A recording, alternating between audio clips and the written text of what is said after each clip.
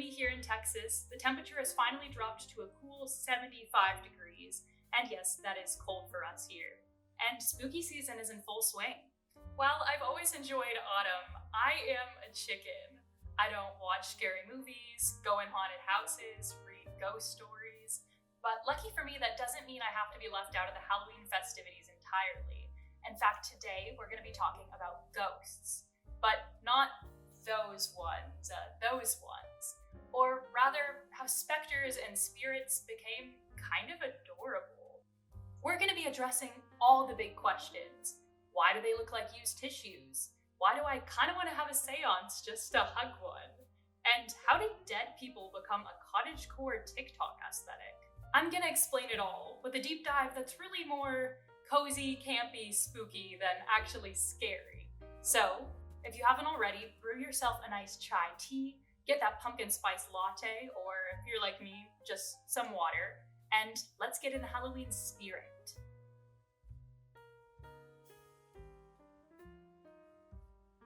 So let's get started with that tissue question, which sounds super silly on the surface, but historically is actually very interesting. It kind of reminds me of the whole heart debacle. Why is this the shape we use for a heart when medically it looks like this? Why is this the shape we use for a ghost?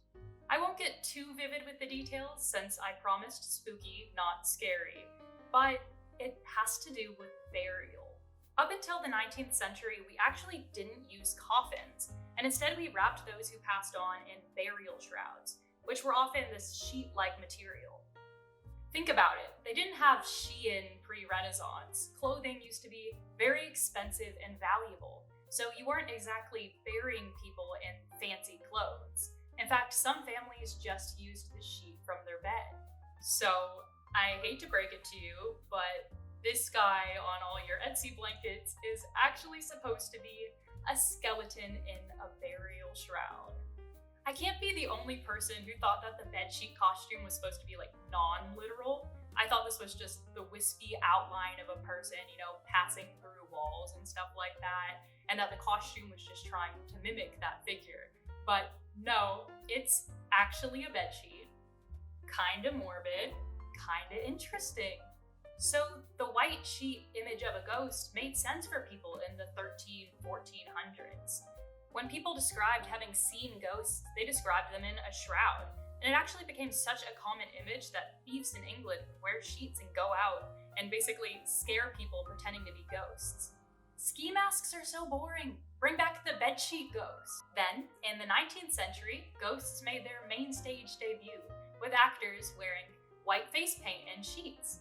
Of course, some ghosts were depicted in other ways, think Hamlet and the Armor, but it was actually believed that this depiction was more sympathetic and human-like to audiences, and less scary than Tissue Man over there. So by this time, general perception of the white floaty ghost was that they were scary, but also amusing enough to make it on stage for many a production.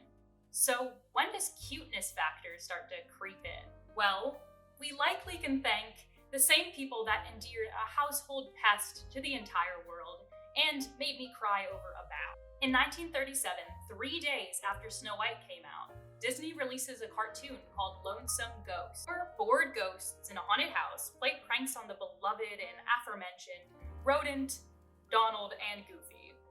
Their ghost exterminators called out to, exterminate ghosts. But the person who actually hired them is the lonesome ghosts themselves. And a silly montage ensued. Obviously, these guys aren't supposed to be scary, and their bedsheets are kind of a look. They're really just menaces. But just a few years later, we're introduced to a friendly ghost.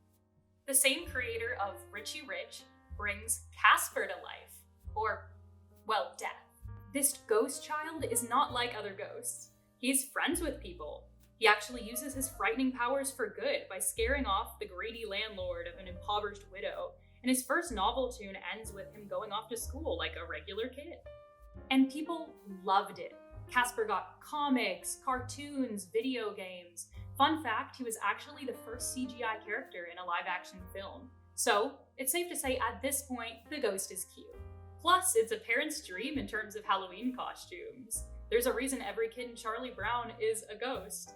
It's easy, cheap, cut a couple holes into a sheet. Just don't cut too many. And then in the 60s, you get Scooby-Doo, which further cements the bedsheet ghost as kind of this silly, simple disguise. I actually really like this quote from a newspaper in North Carolina in 1964. "Styles in ghosting are changing. Dwindling into obscurity are the old-fashioned groaning, flapping bedsheet ghosts, and the simple white objects that jump out of dark places and say boo." So, we know why ghosts look the way they do. We know why we like them now, but what makes them so trendy today? I can't say for certain, but there's likely many factors. Halloween is way more popular with young adults these days. Gone are the days of, "No, I'm too old to celebrate Halloween." Today, it is a $10 billion business, and it's the second biggest holiday in the US after only Christmas. Also, it's probably worth considering the impact of Dia de los Muertos. As of 2022, the Hispanic population in the US is 63.7 million. It's our largest racial or ethnic minority. While not everyone celebrates, we are seeing this increased awareness of Day of the Dead with Disney movies like Coco. And since it is a holiday that tends to focus more on joy and love and celebration, this is likely carrying over into Halloween in a way. Hence, cozy, campy, spooky. Let's look at the trends.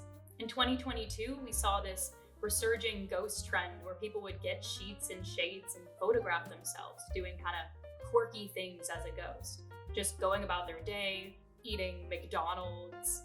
Also, ghosts in animation have only grown.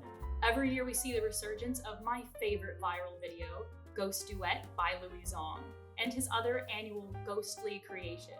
And this year, the trend is painting ghosts into a thrift store painting, furthering the image of a ghost that doesn't haunt, but just kind of goes about its day after death, which I think is kind of lovely. What do you think?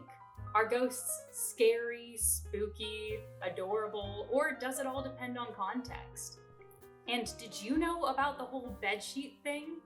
If you were a ghost, would you be flattered or offended to find yourself on an Etsy mug?